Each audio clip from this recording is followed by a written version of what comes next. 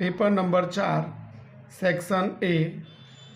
पहला प्रश्न, AgNO3 plus NaCl तीर का निशान AgCl प्लस NaNO3 यह किस प्रकार की अभिक्रिया है।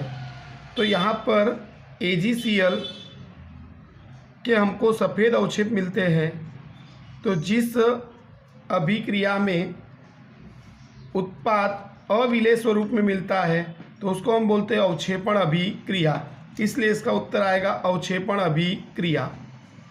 नंबर 2, डिटर्जेंट अथवा अपमार्जक में कौन सा क्रियाशील समूह जुड़ा होता है।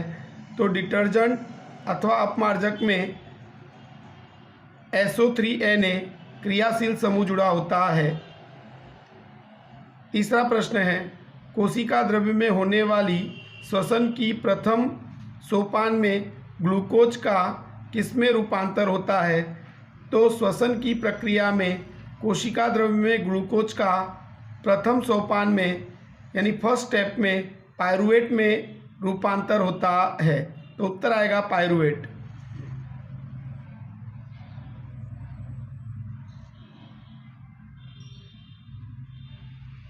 चौथा प्रश्न है, न्यूक्लियर ऊर्जा प्राप्त करने के लिए किसका उपयोग होता है। तो न्यूक्लियर ऊर्जा प्राप्त करने के लिए यूरेनियम का उपयोग होता है। पांचवा प्रश्न है, उत्तल लेंस के सामने वस्तु को कहाँ रखा जाए कि उसका वास्तविक और वस्तु के ऊंचाई जितना प्रतिबिंब मिलता है।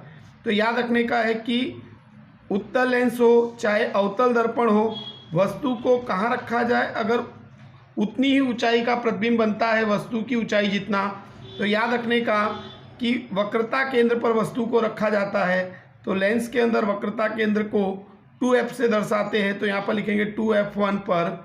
अगर ये दर्पण वाला सूत्र सवाल होता तो दर्पण में हम लिखते C वक्रता केंद्र पर यहाँ पर सही उत्तर आएगा 2f1 पर।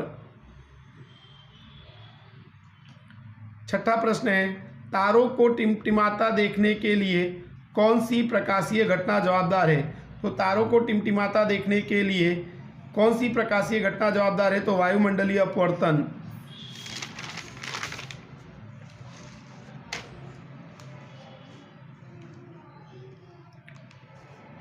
सातवां प्रश्न है, एल्कीन का सामान्य सूत्र खाली जगह है। तो एल्कीन का सामान्य सूत्र है CnH2n। तो याद रखना है एल्कीन का सामान्य सूत्र CnH2n। आठवां प्रश्न है, एक तत्व के परमाणु की इलेक्ट्रॉन रचना 286 है तो वह तत्व आधुनिक आवर्त सारणी के खाली जगह समूह में आया है। तो यहाँ पर याद रखना है बाह्यतम कक्षा में 6 इलेक्ट्रॉन है, इसलिए ये 16वें समूह में आया होता है। तो यहाँ पर आएगा 16वां समूह। नौवां प्रश्न है, मनुष्य के एक कण में श्वसन रंजक द्रव्य खाली जगह है। तो मनुष्य के रक्त कण में श्वसन रंजक द्रव्य खाली जगह है तो आएगा हीमोग्लोबिन। तो उत्तर आएगा हीमोग्लोबिन। 10वां प्रश्न है, माता के गर्भाशय की दीवार में से गर्भ को पोषण देने के लिए रचना खाली जगह है। तो माता के गर्भाशय की दीवार से गर्भ को पोषण देने के लिए रचना जो है उसको बोलते हैं जरायु, इंग्लिश में बोलते हैं उसको प्लेसेंटा। तो उत्तर आएगा जरायु या प्लेसेंटा।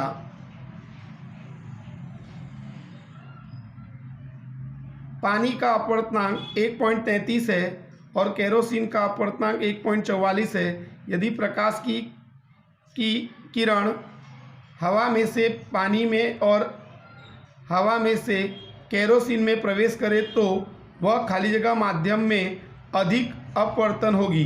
तो याद रखना है कि जो घट माध्यम होगा उसके अंदर वो ज़्यादा अपवर्तन होगा उसका। तो यहाँ पर उत्तर आएगा केरोसिन, क्योंकि उसका अपवर्तनांक 1.44 है और पानी का अपवर्तनांक 1.33 है। इसलिए जब प्रकाश की किरण हवा में से केरोसिन में जाएगी तो उसका अपवर्तन अधिक होगा, इसलिए उत्तर आएगा केरोसिन। 12वां प्रश्न है, न्यूक्लियर ऊर्जा प्राप्त करने के लिए खाली जगह प्रक्रिया की जाती है। तो न्यूक्लियर ऊर्जा प्राप्त करने के लिए न्यूक्लियर विखंडन प्रक्रिया की जाती है। सत्य असत्य बताने हैं। 13वां प्रश्न है, कार्बन के परमाणु की दूसरी कक्षा में प्रथम कक्षा से 2 गुने इलेक्ट्रॉन है, तो कार्बन की इलेक्ट्रॉन रचना में पहली कक्षा की अपेक्षा दूसरी कक्षा में 2 गुने इलेक्ट्रॉन है, तो यह कथन सही है, तो सत्य आएगा। 14वां प्रश्न, जीन यह डीएनए के निश्चित खंड हैं जो प्रोटीन संश्लेषण के लिए सूचना रखते हैं, तो ये भी कथन सही है, तो यहाँ पर आएगा सत्य। 15वां प्रश्न है, जब प्रकाश की किरण प्रकाशीय सघन माध्यम से प्रकाशीय विरल माध्यम में जाती है तब उसका वेग घटता है, तो यहाँ पर सघन से विरल में जा रही है, यानी कि मोटे से पतले में जा रही है, तो उसका वेग घटेगा नहीं बढ़ेगा, इसलिए ये कथन कैसा है, असत्य है। 16वां प्रश्न है, जीवाश्मी ईंधन पुनः प्राप्य ऊर्जा के स्रोत हैं, तो ये कथन असत्य है, क्योंकि जीवाश्मी ईंधन बोले तो कोयला और पेट्रोलियम, तो ये पुनः अप्राप्य ऊर्जा के स्रोत है, पुनः प्राप्य ऊर्जा के स्रोत नहीं है, इसलिए ये कथन कैसा है, असत्य है। 17वां प्रश्न, किस अंतःस्राव के संश्लेषण के लिए आयोडीन की आवश्यकता होती है, तो उत्तर आएगा थायरॉक्सिन। 18वां, किस अंग के पुरावे उद विकास अभ्यास क्षेत्र में सामान्य पूर्वज रखते नहीं हैं, तो यहाँ पर याद रखना है कि किस अंग के पुरावे उद विकास अभ्यास क्षेत्र में सामान्य पूर्वज रखते नहीं हैं, तो आएगा समरूप अंग, क्योंकि इसके अंदर कार्य समान होता है, रचना उत्पत्ति समान नहीं होती है, इसलिए ये समान पूर्वज नहीं रखते हैं, तो इसलिए यहाँ पर आएगा समरूप अंग।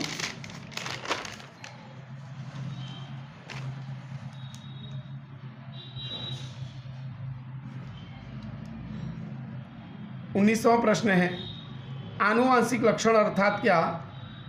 डीएनए के परिवर्तन के कारण उत्पन्न होने वाले लक्षणों को आनुवांशिक लक्षण कहते हैं, तो सजीवों में डीएनए के परिवर्तन के कारण उत्पन्न होने वाले लक्षण को आनुवांशिक लक्षण कहते हैं।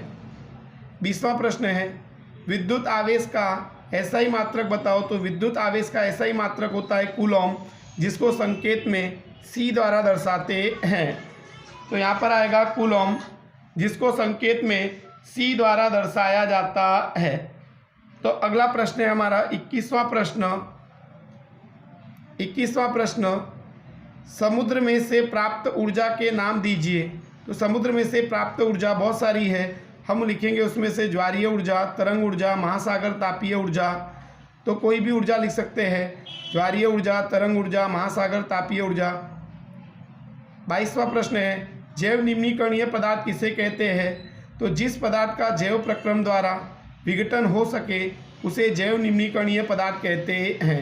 तो याद रखने का, जैव निम्नीकरणीय पदार्थ किसे कहते हैं?